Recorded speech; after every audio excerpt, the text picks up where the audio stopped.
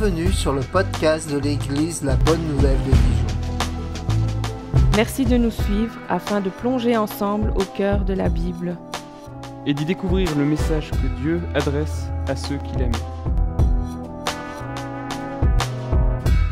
Nous serions heureux de vous rencontrer un dimanche au 8B rue Jules Viol à Dijon. Bonne écoute. J'aimerais commencer par vous poser une question. Est-ce que vous avez déjà vécu un moment d'une telle intensité que vous vous dites « Non mais là c'est trop beau pour être vrai, c'est pas possible » ou « Pincez-moi, je rêve ». Vous savez, une sorte de tourbillon d'émotions où vous êtes à la fois très très joyeux mais en même temps un peu incrédule. Vous vous dites c'est pas vrai.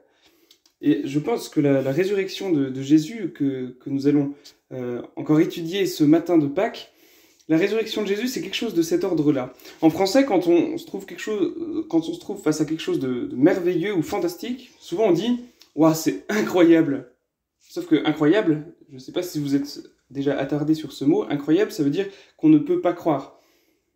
Eh bien, je crois que la résurrection de Jésus, elle est incroyable, mais qu'on peut, et en fait qu'on doit absolument y croire. Dans notre monde, la vérité, elle est malmenée. L'information, on en mange toute la journée, et puis on mange aussi parfois un peu de son contraire, la désinformation qui est très à la mode, qui devient même une arme dans certains cas. On devient à la fois suspicieux de tout, parce qu'on a tellement d'informations à traiter, et puis en même temps on est parfois très crédule pour d'autres choses. Et je crois que ce matin, on doit faire l'effort de s'arrêter avec l'Église dans le monde entier sur le sens de Pâques. Arrêtons-nous avec les disciples le jour de Pâques. J'aimerais qu'on se plonge dans le texte de Luc 24, dans lequel nous allons redécouvrir peut-être une vérité tellement merveilleuse qu'elle est parfois difficile à croire, mais qu'on doit absolument la croire. Avant de voir le passage de ce matin, j'aimerais résumer un petit peu très rapidement. Le chapitre 23 raconte la passion de Jésus, sa mort, sa crucifixion. Et puis ensuite, au chapitre 24 de Luc, on a deux récits assez troublants. Le premier, il raconte que des femmes sont allées au tombeau 3 jours après la mort de Jésus, et elles le trouvent ouvert et vide, pas de corps de Jésus. Il y a 2 anges qui leur apparaissent, puis qui leur disent il est revenu à la vie. Rappelez-vous ce qu'il vous a dit. Alors, elles vont trouver les 11 apôtres qui trouvent ça complètement absurde, sauf un. Mais globalement, le récit s'arrête là en nous laissant un peu... c'est bizarre. Et puis il y a le deuxième récit, c'est celui des disciples d'Emmaüs, assez connus. Il y a deux disciples qui se promènent, qui vont à un village appelé Emmaüs, puis il y a un homme qui les rejoint, et qui les écoute, qui écoute leurs troubles, puis après qui leur dit sans les ménager, mais vous êtes lents à croire, parce que en fait c'était écrit. Et puis juste après, cet homme accepte de manger avec eux, ils le reconnaissent, c'était Jésus, et puis dès qu'ils le reconnaissent, Jésus disparaît. Mais eux, ils s'en vont tout joyeux, ils vont raconter ça aux apôtres. Et avant d'aller plus loin, j'aimerais juste nous rendre attentifs sur une chose, c'est que dans les 2 récits, on voit bien que les disciples sont incrédules.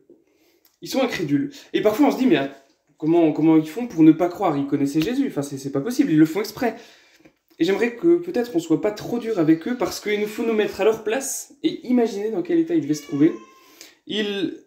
Celui en qui ils avaient mis tous leurs espoirs, celui qu'ils avaient suivi sans relâche pendant plusieurs années, ils l'ont vu mourir injustement dans de grandes souffrances.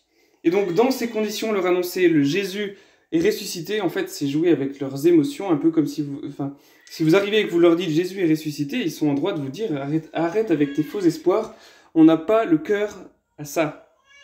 Sauf que, c'est vrai, Jésus est ressuscité et qu'ils vont avoir des preuves. Ils avaient mis tous leurs espoirs, ils l'ont vu mourir. Celui qu'ils ont suivi pendant 3 ans, ils l'ont vu souffrir et expirer. Injustement. Et dans ces conditions, si vous leur annoncez que Jésus est ressuscité, moi je comprends que la première réflexe ce soit de dire non mais stop avec les faux espoirs, j'ai pas le cœur à ça. Ça me fait pas rire d'annoncer des choses comme ça. C'est trop beau pour être vrai. C'est trop beau pour être vrai. Sauf que c'est vrai. Christ est ressuscité. Et ils vont en avoir pour leur argent parce qu'ils vont avoir des preuves. Et voilà les 3 points que j'aimerais voir avec vous. Je me suis permis un petit jeu de mots, j'espère que vous me pardonnerez. La première chose, c'est qu'on va voir la preuve par les sens. Vous allez comprendre. Et ensuite, la preuve par le sens de la résurrection. Et puis la troisième question que j'ai envie de nous poser ce matin, c'est au fond, qu'est-ce que ça change que Jésus soit ressuscité? C'est vrai, qu'est-ce que ça change? Alors d'abord, la preuve par les sens.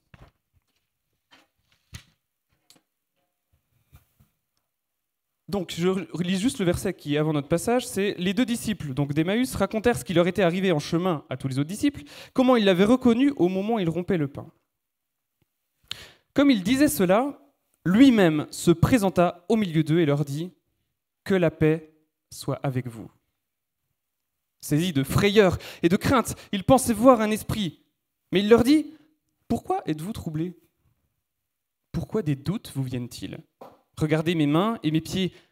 C'est bien moi, palpez-moi, et regardez, un esprit n'a ni chair ni os, comme vous voyez que j'en ai. » Et en disant cela, il leur montra ses mains et ses pieds.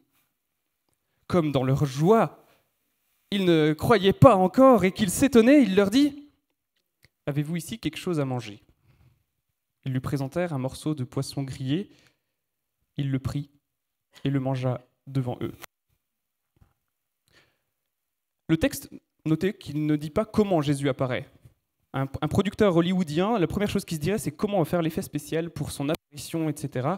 En fait, il n'y a pas d'effet spécial. C'est juste, tout à coup, Jésus est présent au milieu de ses disciples. Ça veut dire que c'est ça l'important, c'est qu'il est présent. Et les premiers mots, que la paix soit avec vous, je crois qu'il vaut la peine de s'y arrêter. Je vous propose 4 niveaux d'interprétation juste de ces mots-là. Déjà, il faut savoir que la paix soit avec vous, c'était une salutation habituelle pour l'époque. C'est un petit peu comme nous, on dit « salut ». Mais, étant donné que l'évangile de Jean le cite 2 fois, étant donné l'insistance de Luc ici, je crois qu'on peut vraiment penser que ces mots ont une signification beaucoup plus forte. Le niveau 2, c'est que Jésus s'empresse de les tranquilliser. Oui, il apparaît de manière surnaturelle, c'est un peu comme s'il leur disait « paniquez pas, ne paniquez pas. Ok ? Il y a les portes qui sont fermées, je suis là, mais que la paix soit avec vous. » Troisième niveau, c'est que Jésus sait le trouble qu'il y a dans le cœur des disciples. Jésus sait qu'ils l'ont vu mourir et Jésus sait dans quel état il se trouve. Et je crois que dans ce « que la paix soit avec vous », il y a Jésus qui rejoint les disciples dans leur émotion, ici et maintenant. Et puis le niveau 4, « que la paix soit avec vous », est-ce que ce n'est pas au fond un résumé du sens de toute l'œuvre de Jésus? Est-ce que ce n'est pas le projet le plus profond de Jésus que ceux qu'il aime soient en paix? Est-ce que c'est pas je ne crois pas que ce soit un hasard que Christ ressuscité dise en premier à ses disciples que la paix soit avec vous. Parce que sa résurrection, ça veut dire que sa paix est là, qu'elle arrive, qu'elle est inaugurée, que la paix soit avec vous. J'aimerais vous montrer quelque chose dans ce passage qui m'a surpris quand je l'ai vu et je trouve que c'est vraiment intéressant. Au début, les disciples passent par des émotions très négatives. Saisis de frayeur et de crainte, ils pensaient voir un esprit. Vous voyez un peu l'échelle de la peur. Là, c'est l'appréhension, le petit stress d'un examen, la peur. Frayeur et crainte, si on dit les deux, il y a une traduction qui dit l'effroi. Donc on est au maximum quand même. Donc ils sont littéralement terrorisés. D'ailleurs, cette émotion va avec incrédulité. Ils pensaient voir un esprit, il y a des traductions qui disent un fantôme. Et là encore, on peut s'identifier à eux, on peut les comprendre. Un monsieur qui est là dans une pièce dont la porte était fermée et les murs, où il y a des murs, on se dit c'est un fantôme. Ça tient presque du rationnel de se dire c'est un fantôme, c'est pas possible. Ça aurait pu être notre réaction à nous, et donc on comprend très bien leur peur. Mais ce qui est intéressant, c'est qu'un petit peu plus loin dans le texte, ils changent d'émotion. Les disciples, tout à coup, vont avoir des émotions plus positives, cette joie mêlée d'incrédulité et de surprise dont je parlais au début, le fameux « ça a l'air vrai, mais je n'ose pas y croire tellement ce serait merveilleux que ce soit vrai ». Pardon, j'ai peut-être dit un peu vite. « Ça a l'air vrai, mais j'ose pas y croire tellement ce serait merveilleux que ce soit vrai ». J'aime beaucoup la traduction de la Bible du semeur de ce verset. Ils étaient si heureux qu'ils ne parvenaient pas à croire et restaient dans l'étonnement. Une forme de sidération joyeuse. Et en fait, ce qui est intéressant, c'est de voir comment ils vont passer d'une émotion à l'autre.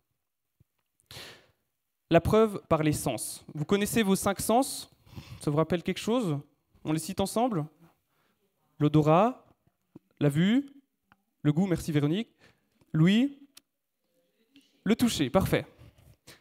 On essaie de les voir dans ce texte? Louis, Jésus parle à ses disciples. Et on peut supposer que les disciples reconnaissent sa voix. Donc il leur parle. Louis est présente. La vue. Regardez, Jésus le dit 2 fois. Et puis il va dire aussi, vous voyez. Donc il fait appel à leur sens de la vue. Il leur montrera. Jésus, en fait, les invite à ouvrir les yeux littéralement. C'est pas d'ailleurs anodin qu'il leur montre ses mains et ses pieds. En fait, il leur montre que c'est pas quelqu'un qui se fait passer pour lui, c'est bien lui qui a été crucifié. C'est les marques de la crucifixion. De cette manière, Jésus est en train d'affirmer, mais regardez mes mains et mes pieds, c'est bien moi que vous avez vu mourir. Mais je suis ressuscité. C'est pas une mise en scène. Le toucher. Palpez-moi. Alors là, on pourrait se dire, mais pourquoi le toucher? On retrouve le pincez-moi, je rêve. Quand vous rêvez, vous pouvez voir des choses. Certains, quand ils rêvent, ils disent « j'ai l'impression de l'avoir entendu ». Allez, on pourrait dire ça. Mais le toucher, non, pas dans un rêve. Non, vous ne pouvez pas palper dans un rêve. Ça invalide complètement l'hypothèse du rêve. Et puis, Jésus va aussi dire ça pour un esprit, un fantôme, n'a ni chair ni os, comme vous voyez que j'en ai. La preuve, par les sens. Touchez-moi, je suis vraiment ressuscité. Et donc juste avec ces preuves, les disciples vont passer de la première émotion de terreur à une émotion de joie sidérée. Mais ça ne suffit pas du coup, puisqu'ils ne croient pas encore. Alors Jésus va encore ajouter des preuves.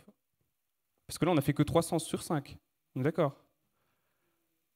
Alors c'est pas vraiment le goût, mais disons la capacité à manger, à ingérer quelque chose.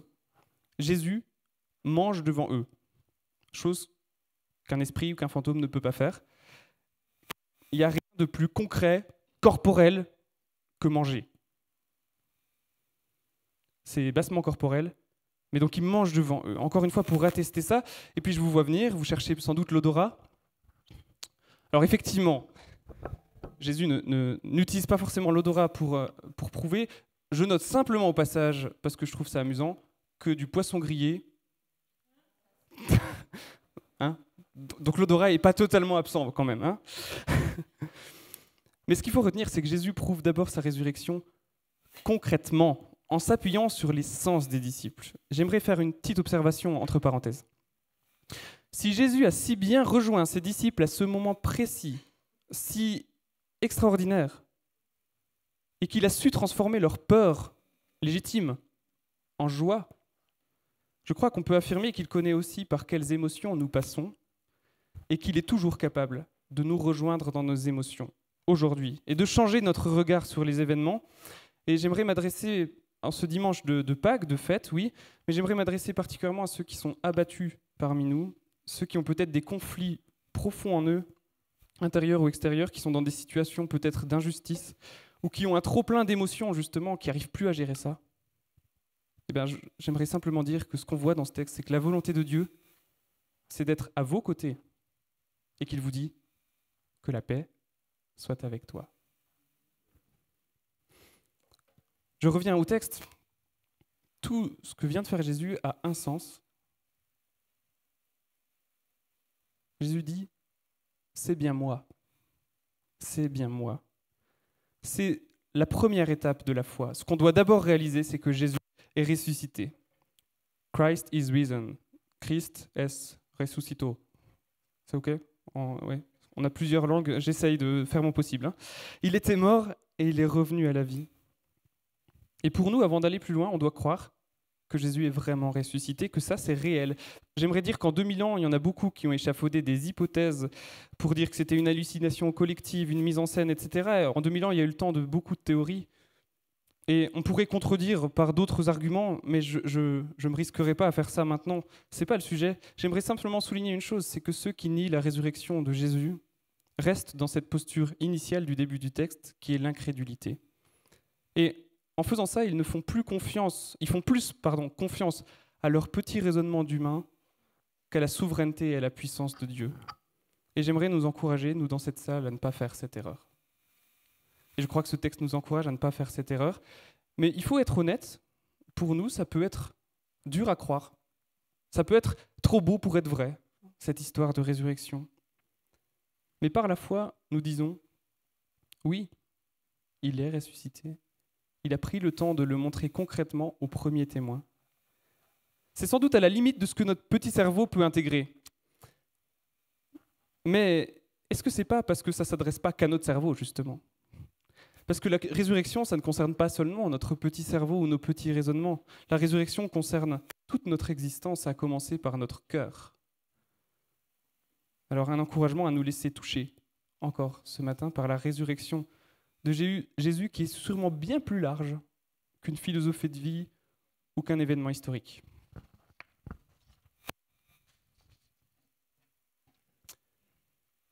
Ça va ?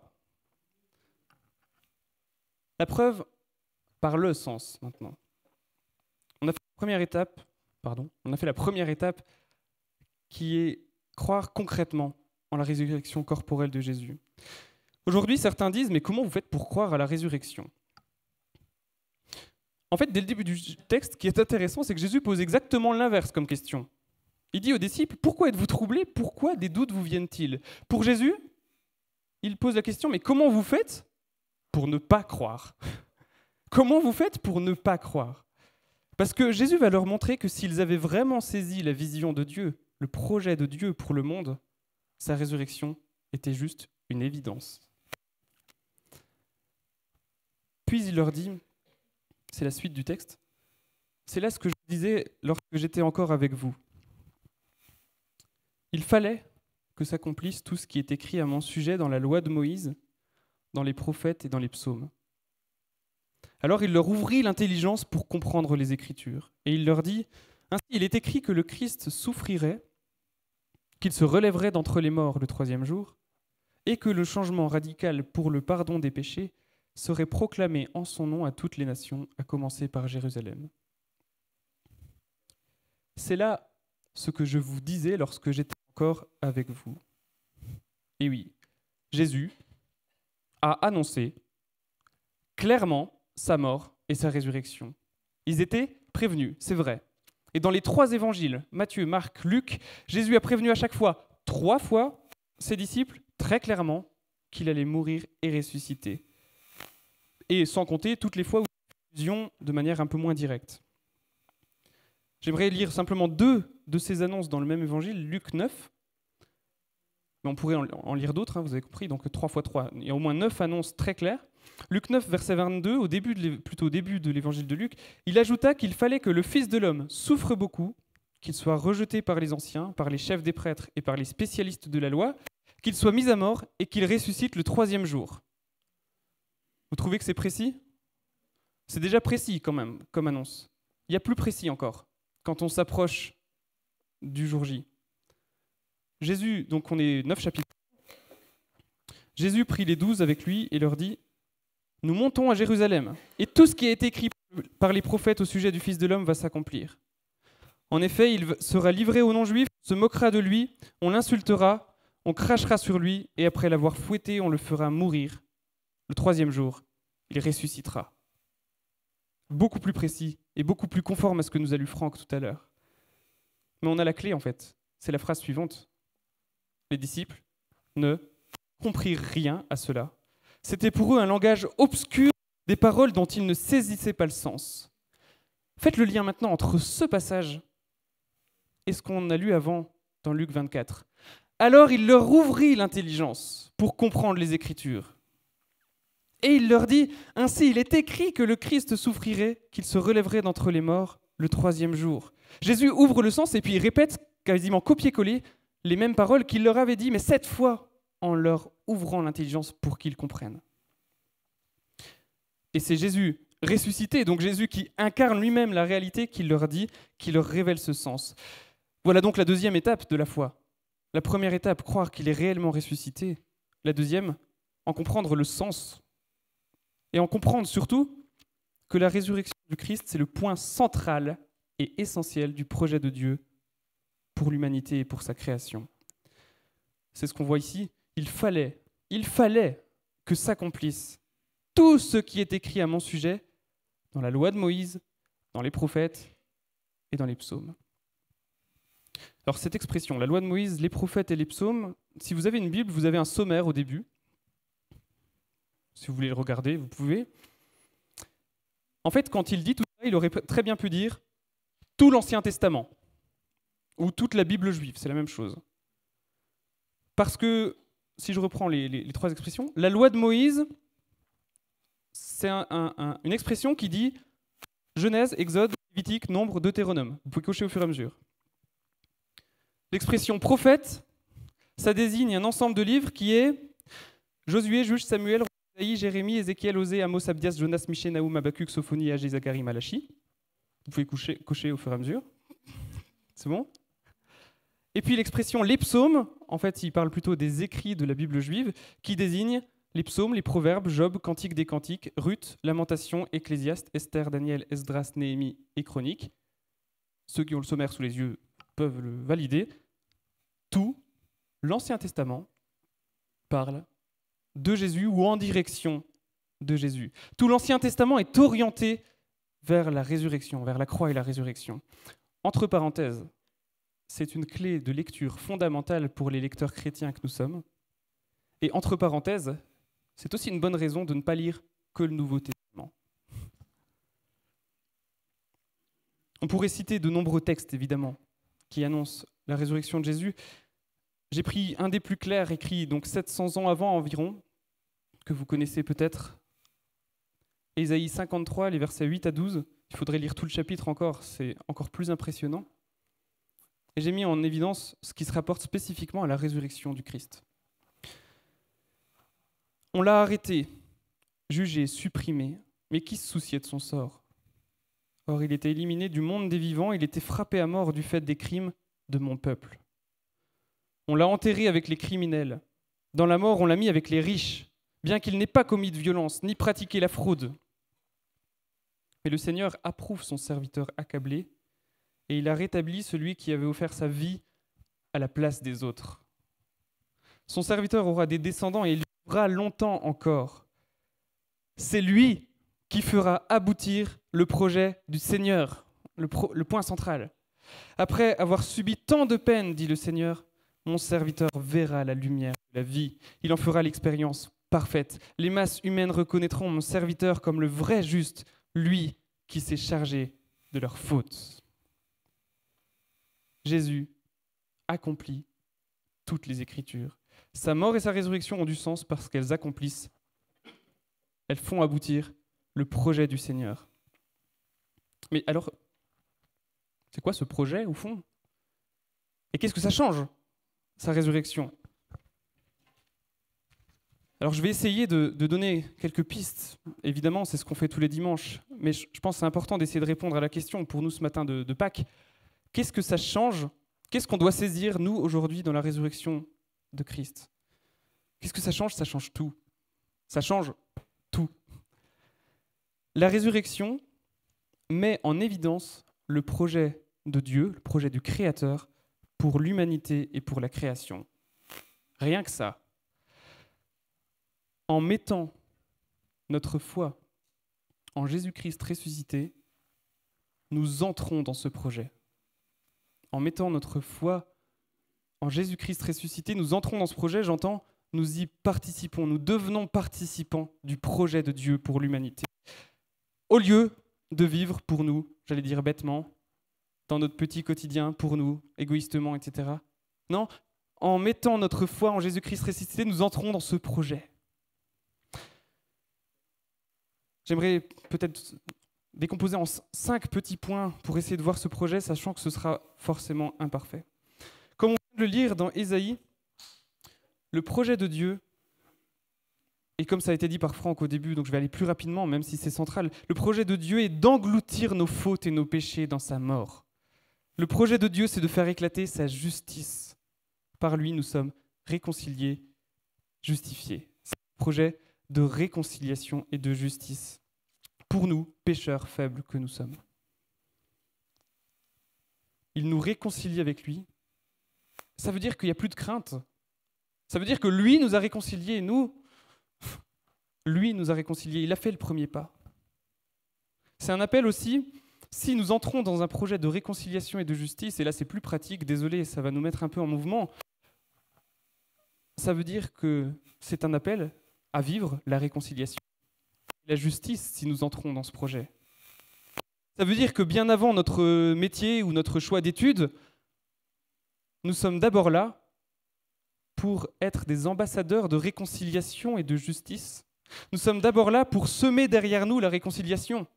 Nous sommes d'abord là pour refléter une vie de justice selon Dieu. Nous avons encore bien des efforts à faire pour vivre cette réconciliation et cette justice, mais nous savons qu'un jour, sa justice triomphera. Nous sommes dans ce mouvement. Ça, c'était mon premier point. Mais qu'est-ce que ça change encore, la résurrection ? Alors pour comprendre, il y a un texte, si vous voulez comprendre, méditez-le en détail chez vous, mais c'est 1 Corinthiens 15, je ne pouvais pas en faire l'économie.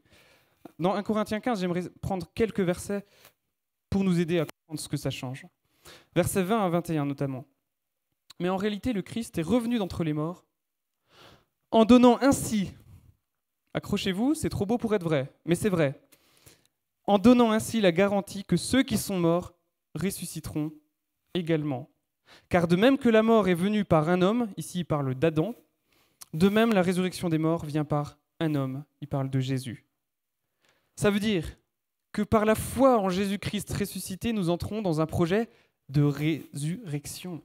Comme lui est ressuscité, nous ressusciterons aussi par notre foi en lui.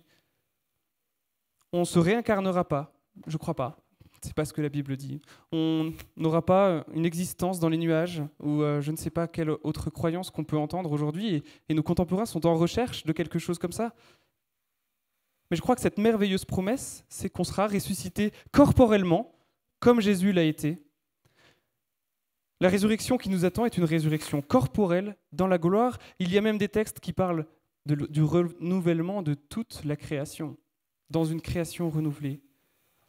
Et si nous prenons le temps de méditer ça, je crois que ça met au second plan nos préoccupations du quotidien, n'est-ce pas ? Ça redonne, je crois, la juste perspective à nos vies. Et là encore, si vous traversez une période extrêmement difficile ou de souffrance, rappelez-vous de ça. Un jour, par la foi en Christ ressuscité, nous ressusciterons dans la gloire à sa suite. Waouh! Alors nous avons bien des efforts à faire pour vraiment vivre cette promesse, pour la saisir jour après jour. Mais nous savons qu'un jour, oui, nous ressusciterons. Troisième aspect de qu'est-ce que ça change la résurrection ? 1 Corinthiens 15, verset 51, Paul dit « Je vais vous révéler un secret. Nous ne mourrons pas tous, mais nous serons tous transformés en un instant, en un clin d'œil, au son de la dernière trompette, car lorsqu'elle sonnera, les morts ressusciteront pour ne plus mourir et nous serons tous transformés. » Le projet de Dieu est un projet de transformation et de vie éternelle. Par la foi en Christ ressuscité, nous entrons dans un projet de transformation. Nous entrons un peu comme on entre dans un programme de reconfiguration. Mais de quelle reconfiguration on parle ? D'une transformation à son image. Dans ce texte, la transformation et la vie éternelle paraissent futures, mais c'est à mettre en parallèle avec d'autres textes qui nous disent que dès aujourd'hui, dès le moment où nous mettons notre foi en Christ, la vie éternelle commence. Et la transformation, ce nouveau programme, cette nouvelle configuration commence. Dès maintenant, dès aujourd'hui, pour nous, Église de la Bonne Nouvelle de Dijon, pour nous, Église de Dijon en général, pour nous, Église du monde, nous sommes appelés à vivre selon la charte du royaume de Dieu, et plus du tout du management du monde, qui ne vaut pas un clou, honnêtement. Un appel à nous laisser transformer chaque jour un peu plus à son image. Projet de transformation, projet de vie éternelle. Et soyons honnêtes, il y a encore bien des efforts à faire pour vivre ce projet de transformation jour après jour. Mais nous savons qu'un jour, nous serons pleinement guéris de tout ce qui est mauvais en nous. Un jour, nous serons pleinement guéris de tout ce qui est mauvais en nous. Pas par nos propres efforts, par sa grâce. Quatrième élément, qu'est-ce que ça change la résurrection ? Ça fait déjà pas mal, mais on va continuer quand même. Qu'est-ce que ça change la résurrection ? Versets 24, 25, 26. Le Christ détruira toute autorité, tout pouvoir et toute puissance spirituelle. Il remettra le royaume à Dieu le Père. Car il faut que le Christ règne jusqu'à ce que Dieu ait contraint tous les ennemis à passer sous ses pieds. Le dernier ennemi qui sera détruit, c'est la mort. Voilà pourquoi, par la foi en Christ ressuscité, nous entrons dans ce projet de son royaume, d'établir pleinement son royaume. Alors qu'est-ce que ça veut dire ?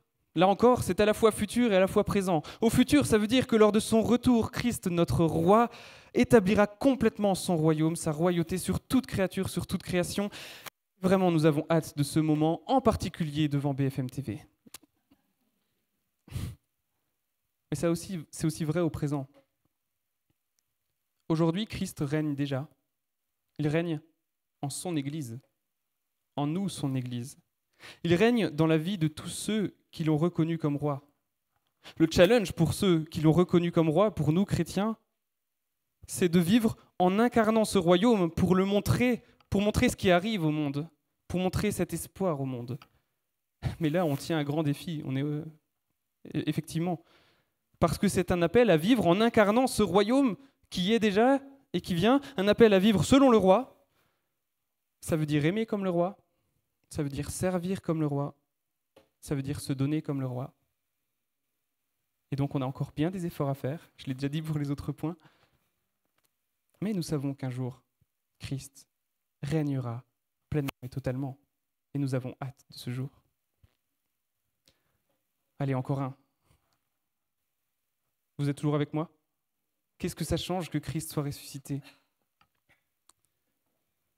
La mort tient du péché son pouvoir de tuer, et le péché tient son pouvoir de la loi.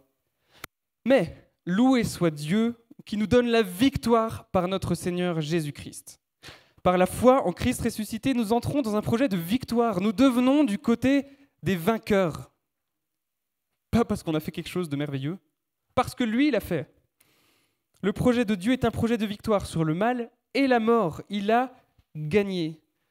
Et quelle joie de savoir que toute injustice, toute violence, tout drame, toute oppression, toute surexploitation, tout cela disparaîtra un jour. C'est ça la promesse de Christ ressuscité. Et cette victoire sur le mal, eh bien, elle commence aussi aujourd'hui dans nos cœurs. Si vous êtes comme moi, vous savez que le combat fait rage en nous, dans nos cœurs. Nous avons des mauvais penchants. Le mal a des prises sur nous, encore aujourd'hui. Et parfois, on a même l'impression de piétiner, de ne pas s'en sortir, d'être de pire en pire. Si c'est peut-être notre cas aujourd'hui, revenons à lui et méditons sur cette promesse. Le mal est vaincu. Et sa défaite finale est proche. Ça veut dire que par la foi, nous participons déjà, peut-être imparfaitement dans un premier temps, à la victoire de Jésus. Mais qu'un jour, Christ triomphera définitivement et nous serons dans son cortège si nous mettons notre foi en Jésus, mort et ressuscité, vainqueur du mal et de la mort.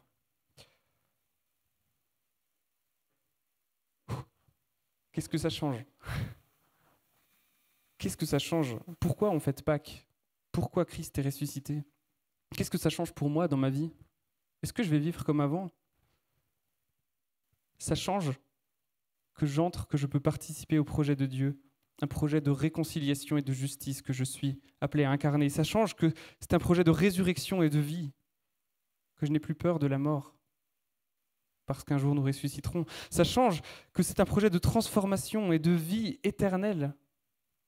Nous pouvons déjà l'expérimenter un peu, mais ça vient.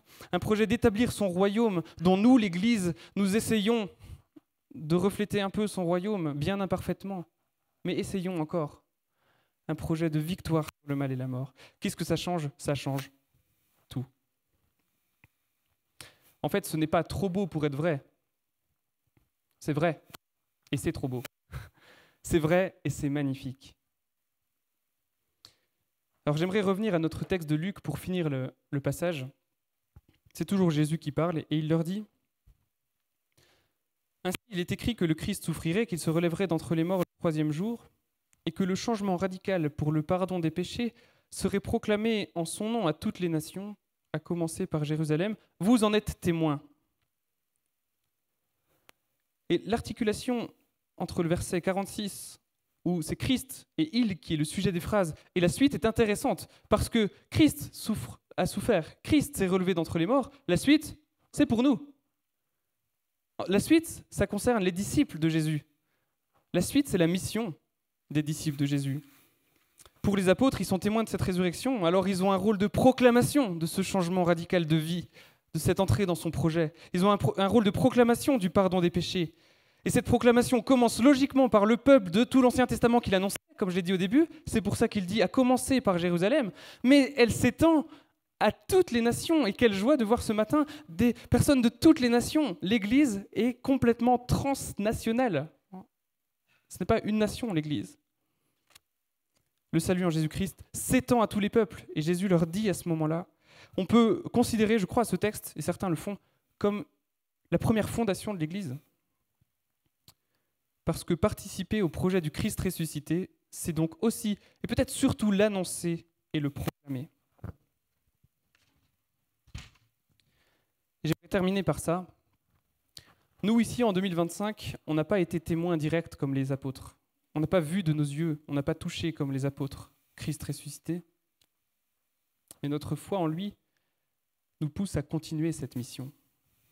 Et elle s'adresse à tous ceux qui suivent, à nous si nous voulons être son disciple authentique. Est-ce que vous voulez une dernière bonne nouvelle pour finir ? Je crois qu'il y en a eu quelques-unes. La dernière bonne nouvelle, c'est le dernier verset du passage. Pour cette mission, on n'est pas seul. Moi, j'envoie sur vous ce que mon Père a promis. Vous restez dans la ville jusqu'à ce que vous soyez revêtus de la puissance d'en haut. De quoi parle Jésus ? De son esprit. Jésus, encore aujourd'hui, nous donne son esprit. Et qu'est-ce que ça veut dire ? C'est qu'il est avec nous. Jésus est avec nous. Il nous l'a promis jusqu'à la fin des temps. Et donc, la mission qu'il nous donne, c'est lui qui l'accomplit en nous.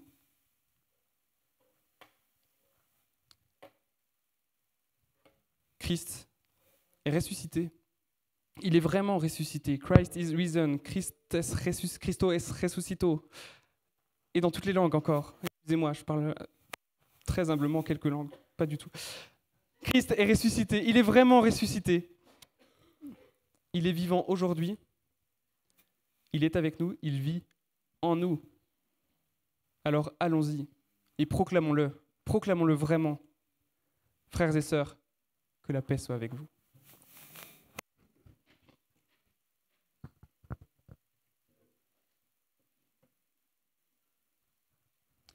Peut-être laisser simplement quelques minutes de silence où chacun peut méditer sur ça.